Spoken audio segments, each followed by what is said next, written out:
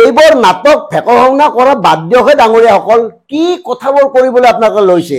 আপোনালোকে জুবিনৰ গান গাই নাচে ফূৰ্তি কৰে, যি মন যায় তাকে কৰক, কিন্তু প্ৰথমতে কওক ছিংগাপুৰত জুবিন গাৰ্গৰ লগত কি হৈছিল, কেনেকৈ মৃত্যু হল জুবিন গাৰ্গৰ, সেই কথাটো প্ৰথম কওক। তাৰপিছত আপুনি জুবিন হয়, আপোনাৰ ল'ৰা ছোৱালীক জুবিন কৰে, যি মন যায় তাকে কৰক। ৰাইজসকল ভাবক কথাবোৰ। এতিয়া বিজেপিয়ে কি কৰিছে, জুবিন গাৰ্গৰ ন্যায় বিচাৰি আন্দোলন কৰিব, প্ৰতিবাদ কৰিব, তেওঁলোকে অভিযান চলাব জুবিন গাৰ্গৰ ন্যায় বিচাৰি। মানে এওঁলোক ব্যৰ্থ, মানে বিজেপি শাসিত এইখন চৰকাৰ ব্যৰ্থ। কাৰ দলৰ চৰকাৰ বৰ্তমান চলি আছে অসমত, এই কথা তেখেতসকলে পাহৰি গৈছে নেকি? নে জুবিন গাৰ্গক আকৌ ৰাজনীতিলৈ টানি আনি পুনৰ জুবিন গাৰ্গক হত্যা কৰিব বিচৰা হৈছে? মানুহে খাব পৰা নাই, শুব পৰা নাই, জুবিন গাৰ্গৰ ন্যায় বিচাৰি হাহাকাৰ কৰি আছে, আৰু এওঁলোকে জুবিনৰ ন্যায়ৰ বাবে প্ৰতিবাদ কৰিবলৈ আহিছে। কাৰ চৰকাৰ চলি আছে? গতিকে প্ৰথমতে কওক যে জুবিন গাৰ্গক কোনে কেনেকৈ হত্যা কৰিছিল, আচলতে কি হৈছিল ছিংগাপুৰত, এই কথাবোৰ কওক। আৰু এই কথাবোৰ কব পৰা নাই বিভিন্ন কাৰণৰ বাবে। এই কথাবোৰ এই কাৰণে কব পৰা নাই, কেঁচু খান্দতে সাপ ওলাব, আৰু সেই সাপ এওঁলোকৰ মাজৰে, আৰু সেই সাপক ৰক্ষণাবেক্ষণ দিয়াৰ কাৰণে এই কাৰবাৰবোৰ কৰি থকা হৈছে নেকি? অসমৰ সাধাৰণ জনতাই এতিয়া এই প্ৰশ্নবোৰ আপোনালোকক সুধিব। জুবিন গাৰ্গৰ আদৰ্শক জীয়াই ৰাখিব, জুবিন গাৰ্গৰ নামত নাহৰ ৰুই থাকক, কিন্তু বুকুত হাত থৈ কব পাৰিবনে যে আপোনালোকে জুবিনে দি থৈ যোৱা অসমখন অসমৰ সাধাৰণ জনতাক দিব পাৰিব? বুকুত হাত থৈ কব পাৰিবনে যে আপোনালোকে জুবিনৰ আদৰ্শেৰে বাট বুলিবলৈ প্ৰয়াস কৰিব, কব পাৰিবনে? যদি পাৰে, নলবাৰীৰ পৰা অনুষ্ঠানটো আৰম্ভ হ'ব নহয় আপোনালোকৰ 22 তাৰিখে, নলবাৰীৰ বিধায়ক জয়ন্ত মল্ল বৰুৱাই কওক বুকুত হাত থৈ যে মোৰ কোনো জাতি নাই, মোৰ কোনো ধৰ্ম নাই। পাৰে যদি কওক।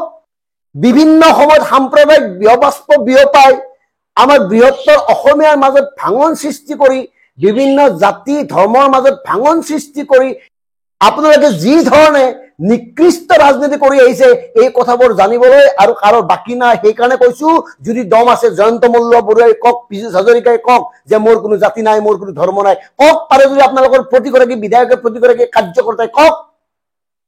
এনেই জুবিনৰ আদৰ্শৰ কথা কৈ আপোনালোকে জুবিনৰ ন্যায়ৰ বাবে আন্দোলন কৰিব আহিছে, সমদল কৰিব আহিছে, প্ৰতিবাদ কৰিব আহিছে। গতিকে প্ৰিয় দৰ্শক, কথাবোৰ মন কৰিব। বিষয়টো কৰ পৰা কলৈ নিব খোজা হৈছে। এমাহ সম্পূৰ্ণ হব 19 তাৰিখত, অথচ আজিলৈকে কি কাৰণত জুবিনক হত্যা কৰা হল, কোনে কৰিলে, তাৰ কোনো নিশ্চয়তা নাই, তাৰ কোনো প্ৰমাণ উলিয়াব পৰা নাই। ছিংগাপুৰৰ মানুহকেইটাক, এই যে ননচেন্স কেইটা ইয়াতত যে হাঁহি আহি জুবিনৰ লগত পাৰ্টি কৰিছিল, সাঁতুৰিছিল, তেওঁলোকক নিৰাপত্তাৰ মাজেৰে আনিলে, যেন আলহী খাব হলেহে আহিছিল, তেওঁলোকে পুৱা আহি আবেলি গুচি গল। এনেকে চলি আছে বৰ্তমান তদন্ত, আৰু এওঁলোকে ন্যায় বিচাৰি প্ৰতিবাদ কৰে, ন্যায় বিচাৰি শান্তি সমদল উলিয়ায়। এতিয়া মৰে ক'ত মৰে মৰক। আৰু এটা আমাৰ স্পষ্ট কথা, মানে বিজেপিয়ে চৰকাৰখনক নিয়ন্ত্ৰণ কৰিব পৰা নাই নেকি? আপোনালোকৰ এইটো চৰকাৰ, গতিকে আপোনালোকৰ কথা নুশুনে নেকি ডক্টৰ হিমন্ত বিশ্ব শৰ্মা বা চৰকাৰৰ আন লোকসকলে? নে কি বুজাব খুজিছে? নিজৰ ব্যৰ্থতা স্বীকাৰ কৰিব খুজিছে নেকি এই কামবোৰ কৰি? নে নিজকে পলায়নবাদী হিচাপে প্ৰতিষ্ঠা কৰিব খুজিছে? মূল বিষয় এৰি অন্য বিষয়ত ধৰি আপোনালোকে আচলতে অসমবাসীক কি বুজাব খুজিছে, এই কথাটো প্ৰথমতে স্পষ্ট কৰক সভাপতি দিলীপ শইকীয়া ডাঙৰীয়া। সেয়ে কৈছো, আপোনালোকে জুবিন হয়, জুবিনৰ গান গাই, নাহৰ ৰুৱে, নাহৰৰ গছত উঠি বাঁহী বজাই, যি মন যায় তাকে কৰক। প্ৰথমতে অসমবাসীক কওক ছিংগাপুৰত জুবিন গাৰ্গৰ লগত কি হৈছিল, কোন আছিল নেপথ্যত।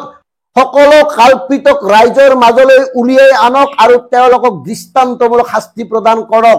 আমি এতিয়া কোনো বেলেগ কথা নুশুনো, বেলেগ কথা নুবুজো, বেলেগ কথা কোৱাৰ প্ৰশ্ন আহিব নোৱাৰে। আমি এটাই কম, জুবিন গাৰ্গৰ ন্যায় লাগে। আৰু ন্যায়ৰ নামত বিলম্ব কৰি থকা হৈছে, ন্যায়ৰ নামত কিছুমান এনেকুৱা নেৰেটিভ সৃষ্টি কৰিব খোজা হৈছে যাতে আমাৰ মাজত ভাগ ভাগ হয়। সেই প্ৰিয় ৰাইজ, এওঁলোকৰ কথাত বিশ্বাস নকৰিব, এওঁলোকৰ কথাবোৰ মানি নলব। আৰু মাজতে এটা কথা কওঁ, আমাৰ একাংশ বন্ধু আছে যিসকল ভাৰতীয় জনতা পাৰ্টিৰ লগত বিভিন্ন ধৰণে জড়িত হৈ আছে, তেওঁলোকো আজি ক্ষুণ্ণ হৈছে। এই কাৰবাৰবোৰ দেখি তেওঁলোকৰ মনতো খবৰ সৃষ্টি হৈছে। কৰিব লাগিছিল কি, এওঁলোকে কৰি আছে কি, ধৰিব লাগিছিল কোনটোত, ধৰি আছে কি। 10,000 মানুহলৈ তেওঁলোকে ৰাজপথত নামিব, সমদল কৰিব। 10,000 মানুহ কিমান বাদ দিয়ক, কিন্তু আপোনালোকে কি কৰিছে সেই কথাটো চিন্তা কৰক। আমি এটাই বিচাৰিছো, আপোনালোক ব্যৰ্থ ব্যৰ্থ ব্যৰ্থ, আৰু সেই কাৰণে ব্যৰ্থতাক থাকিবলৈ এই নাটকবোৰ কৰি আছে।